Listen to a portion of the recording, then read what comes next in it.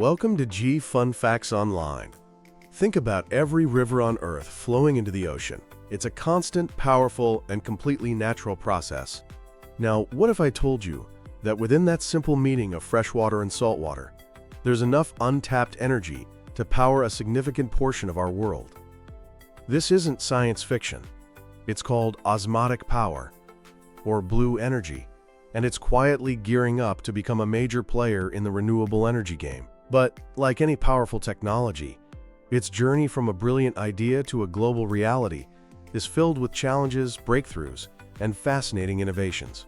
Today, we're diving deep into the silent energy of water. While the process of generating osmotic power is clean during operation, it's not a magic bullet. Building and running one of these plants comes with environmental considerations that need to be managed carefully.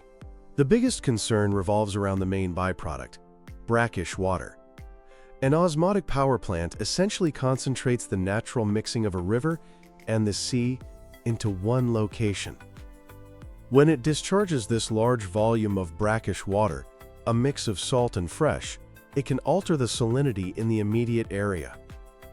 This could be stressful for marine life like seagrasses or bottom-dwelling organisms that are adapted to a very specific salt level. Think of it like changing the local weather in one specific spot in the ocean. Another potential issue is something all coastal power plants face: water intake. The plant needs to draw in massive amounts of both fresh water and salt water. The intake structures could accidentally pin larger animals like fish or crabs against their screens, an issue called impingement. Smaller organisms like plankton or fish larvae could get pulled right through the screens and into the plant system, which is known as entrainment.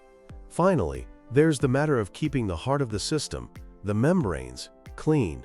Over time, microorganisms can build up on them in a process called biofouling, which reduces efficiency. To combat this, the plant might need intermittent chemical cleaning. Discharging these cleaning agents requires careful management to avoid harming the local ecosystem. Now, this might sound like a long list of problems, but here's the crucial part. These are all known, manageable engineering challenges. Researchers who studied the first prototype plant in Norway found no significant impact on the local marine life from the brackish water discharge. The key is smart design and location. By using diffusers that help the discharged water mix more rapidly, and by carefully placing intakes away from sensitive habitats, these impacts can be minimized. The goal is to make the plant a seamless part of the coastal environment, not a disruptive one. However, the environmental questions are only part of the story. For decades, the biggest hurdle for osmotic power wasn't ecology, it was economy. To understand the cost challenge, we need to talk about something called the levelized cost of energy, or LCOE. It's the standard way to get an apples-to-apples comparison between different power sources. It represents the total cost to build and operate a power plant over its entire lifetime, divided by all the electricity it will ever generate.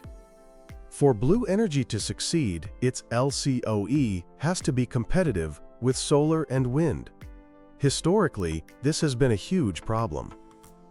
The single biggest expense in an osmotic power plant is the vast number of membranes required. In some early estimates, the membrane system alone accounted for 70% of the entire plant's capital cost. This leads us to the most critical performance metric for osmotic power: power density. Power density is measured in watts per square meter of membrane. A higher power density means you need less membrane area to produce the same amount of electricity, which drastically cuts down on the cost.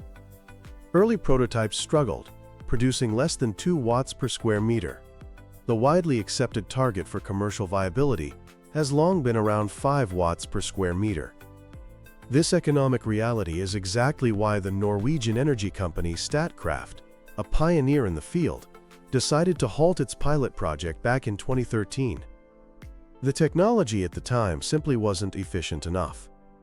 The power density was too low to generate electricity at a price that could compete in the open market. It was a major setback that left many wondering if blue energy would ever be more than a costly concept. But now, the story is changing, and it's changing fast. The last decade has seen a revolution in membrane technology, completely rewriting the economic equation for osmotic power. This brings us to the game-changing breakthroughs that are happening right now. The biggest leap forward is in power density. Remember that 5-watt target for commercial viability? A French company called Switch Energy has developed a new technology using something called ionic nano-osmotic diffusion. They claim their membranes can achieve power densities of 20 to 25 watts per square meter.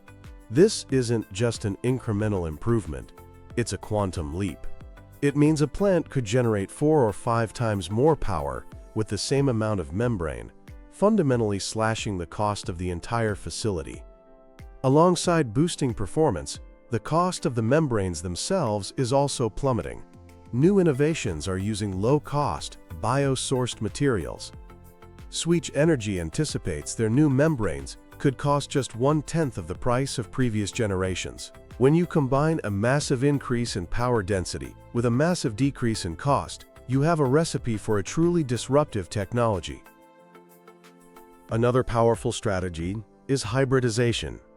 Instead of building standalone osmotic power plants at river mouths, developers are integrating them with other industrial facilities. The prime example is desalination. Conventional desalination is incredibly energy-intensive and produces a waste product, highly concentrated brine. But for an osmotic power plant, this brine isn't waste. It's the perfect high-salinity solution. By pairing a desalination plant with an osmotic power plant, you can use the brine to generate electricity, which in turn helps power the desalination process. It's a brilliant synergy that solves a waste problem and reduces energy costs. A new plant in Fukuoka, Japan, is doing exactly this, proving the real-world viability of this hybrid model. Others are looking at pairing osmotic power with wastewater treatment plants, using the treated wastewater as the low-salinity source. This generates clean energy while adding an extra layer of water purification. With these advances, the projected cost of osmotic power is starting to look very competitive. Optimistic projections suggest the LCOE could fall to between 7 and 14 cents per kilowatt hour, with some studies suggesting it could eventually be as low as 3 to 4 cents, right in line with utility-scale solar and wind. The future of osmotic power isn't just about refining the classic river and sea model. An entire field of next-wave technologies is emerging, pushing the boundaries of what's possible. One alternative approach is called capacitive mixing, or cap mix. Instead of using membranes and pressure, cap mix uses electrodes, similar to a supercapacitor. It generates electricity from the change in electrical properties when the electrodes are alternately exposed to saltwater and freshwater. While it's still in an earlier stage of development, its simpler design might one day offer a more robust and cost-effective alternative. Perhaps the most mind-bending innovation is the development of osmotic heat engines. These systems completely decouple osmotic power from the need for a natural river mouth. They work in a closed loop using a special kind of salt, like ammonium bicarbonate. This salt is dissolved in water to create a concentrated solution, which is used to generate power through osmosis. Then, the diluted solution is gently heated to just 40 or 50 degrees Celsius. This low-grade heat, which can come from industrial waste heat or solar thermal collectors, is enough to make the salt decompose into ammonia and carbon dioxide gas. The gases are then captured and redissolved in a smaller amount of water to recreate the concentrated solution, and the cycle begins again. This technology could allow us to build an osmotic power plant anywhere there's a source of waste heat, vastly expanding its potential applications around the globe. And researchers are even exploring radical concepts like membraneless osmotic power, trying to harness the mixing energy without a physical barrier at all. So what does this all mean for our energy future? Osmotic power is standing at a pivotal crossroads. Its success now hinges on 3 things: proving the performance of these new generation membranes at scale, continuing to drive down costs, and building market confidence through successful, long-term commercial projects, like the ones now operating in Japan and Denmark. But if it succeeds, its greatest advantage is one that sets it apart from solar and wind. Osmotic power is a source of baseload renewable power. It's not intermittent. As long as the river flows to the sea, it can generate electricity 24 hours a day, 7 days a week. This provides the kind of stable, predictable power that is essential for a modern grid. It's not a competitor to solar and wind. It's the perfect complement, filling in the gaps when the sun isn't shining or the wind isn't blowing. The long-term vision is a world where our coastlines and estuaries are transformed into silent, clean powerhouses. With a global technical potential of thousands of terawatt-hours per year, osmotic power has the capacity to meet a substantial portion of global electricity demand.